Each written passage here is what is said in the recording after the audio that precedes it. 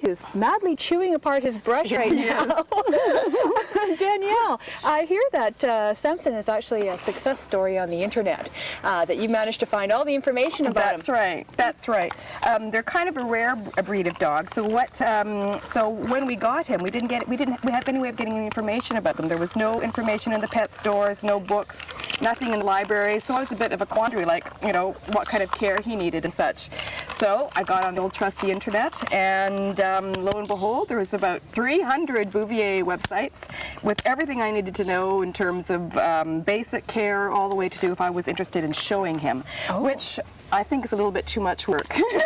I can't imagine. So I don't think we're going to be we don't have any plans to show him, but. So tell me a little bit about Samson. Is he a rare breed, or? They're kind of an unusual breed. They're from Belgium. They were almost made, this is all stuff I learned on the internet, they were almost made extinct during the Second World War. The German snipers sniping at them, they used to cross the lines with the little messages or whatever in their mouth.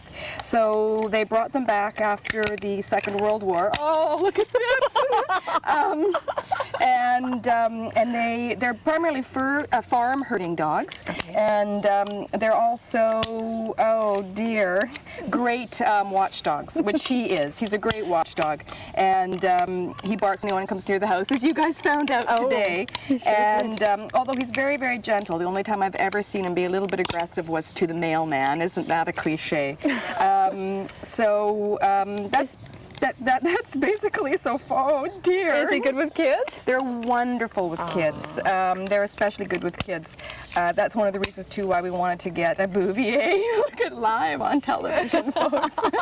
And he's still a puppy, so he's obviously in this chewing stage. So. Could you actually research and find Bouviers over the internet? So if somebody wanted to purchase one? Oh, absolutely. There's all sorts of Bouvier clubs where you can go and research the lineage of the particular kennels, so you can find out who had champions, who didn't, what kind of colorings, etc. that you would prefer, and then you can purchase right over the internet. Absolutely. Now, I find it amazing. You did tell me this. These dogs do not shed. Oh, that's right. Now look how much hair they have. Oh, he's got lots of hair, and he requires lots of brushing.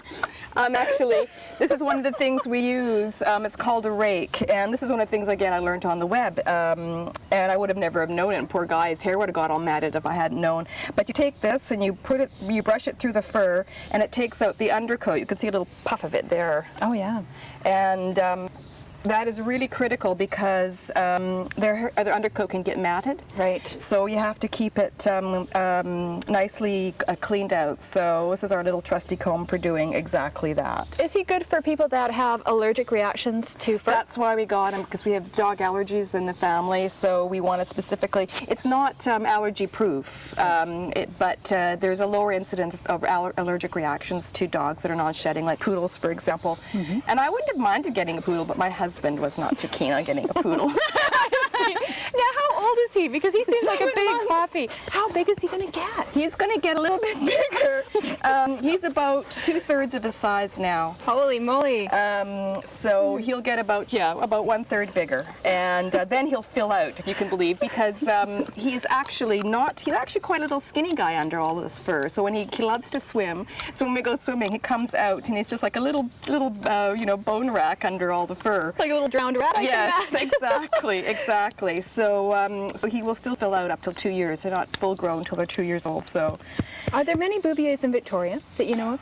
We actually can count them on one hand. We've run into them several times, but I think there's about 20 in Victoria, and that might be a big estimate.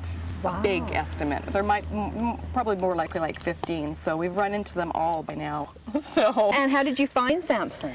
At the SPCA. He was just brought in moments earlier. We've been looking for a dog to adopt, and then therein came this little fluffy puppy, and we knew he was going to be big. And my husband had actually wanted a smaller, mid-sized dog, but he took one look at the little guy and just fell in love with him. So we took him home. Oh, I can imagine. How big was he when he was a puppy? Oh, about the size of his head. Oh. And great big huge paws, I can imagine. Oh yeah. And he was even more of a fluff ball than he sort of stuck out, like a little porcupine. It was just sort of round like this, like a little sausage. How did you hear about this breed? actually my husband had found out about it because they're actually used by the Saanich Police Department for police dogs. Oh. And we had been looking for a dog that would be, again, non-allergenic or whatever the whatever hypoallergenic and he had run into a woman, I think, that had a Bouvier in the back seat, and she had told him that it was had been formerly a police dog, and he thought he had fallen in love with it, and said, hey, why don't we get a Bouvier? And then so we both agreed. They're also very expensive. This is a purebred Bouvier, and he's actually a $1,000 dog. We found out. We tracked down the breeder. Oh, wow.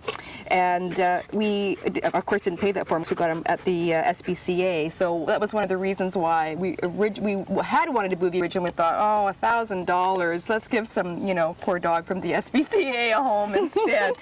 Now, what would you have done if you hadn't had the internet? I don't know. I probably would have had to make a trip all the way over to Vancouver, scoured the bookstores over there and the public library, and tried to track something down. I could have tracked down through the breeder, and this is one of the things I did find out later. There was one book that she had that she could have mailed me down. But when we got him home, I was in a panic right away, like, oh, how do we take care of him? So, it would have been 2 or 3 weeks before we would have got any of the information. And as I said, the care of the code is really quite imperative, so that was really important. We knew about that quite quickly, so we did. Thanks to the trusty internet. Oh, fantastic. Well, Samson, it seems like you are a definite internet success story, aren't you? There you go, virtual puppies on the internet.